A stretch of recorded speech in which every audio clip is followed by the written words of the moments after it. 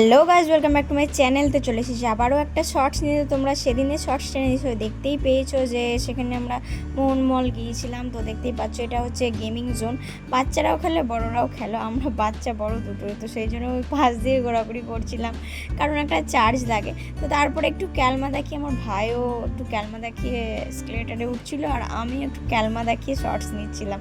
তো তোমরা জানিও ক্যালমাগুলো কেমন হয়েছে।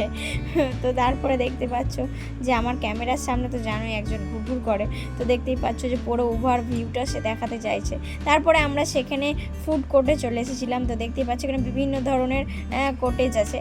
একটা হচ্ছে দিল্লি, কলকাতা, আর তারপরে বিহার, উড়িষ্যা, যেখানে যেরকম খাবার পাওয়া যায়, তো সেই হিসেবে এখানে ফুড কোর্ট হয়। তো দেখতেই পাচ্ছ আমরা অর্ডার দিয়েছিলাম, আর আমাদের খাবার ডেলিভারি নেওয়ার নাম্বার ছিল 627, কিন্তু আমরা বলে টলে একটু তাড়াতাড়ি নিয়ে নিয়েছিলাম। আর আমরা দিয়েছিলাম চিকেন বার্গার। তো খেতে বেশ ভালো ছিল, অ্যাফোর্ডেবল প্রাইসের মধ্যে।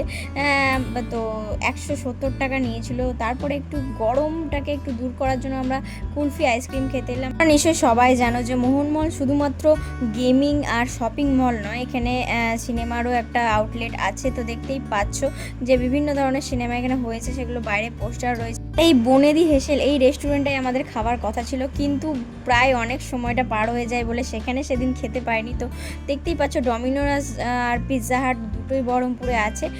আর তোমরা তো সবাই জানো। তারপরে আমরা সেখানে খেতে না পেয়ে, কারণ 11টা পার হয়ে গিয়েছিল, তো সেখানে খেতে না পেয়ে আমরা চলে গিয়েছিলাম আমাদের ফেমাস পাপ্পু ধাপাতে। তোমরা এর আগের ব্লগেও আমাকে দেখেছো এখানে খেতে। এখানে খাবারটা খুবই সুন্দর, অ্যাফোর্ডেবল প্রাইসের মধ্যে। তো আমরা অর্ডার দিয়েছিলাম একটা তড়কা, এগ তড়কা, রুটি আর চিকেন কষা। আর যে কাকুটা আমাদের সঙ্গে গেছিলো, বাবার বন্ধু, সে ভাত খেয়েছিল, কারণ সে রুটি পছন্দ করে না।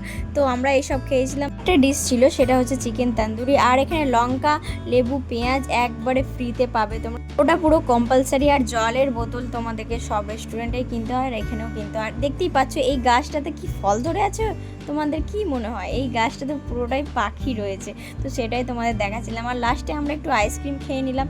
আর তোমরা যারা জানো না তারা জেনে নাও যে রঘু ডাকাতের টিম আসছে 12 সেপ্টেম্বর। তো তোমরা যারা যারা পারবে তারা তারা অবশ্যই যেও।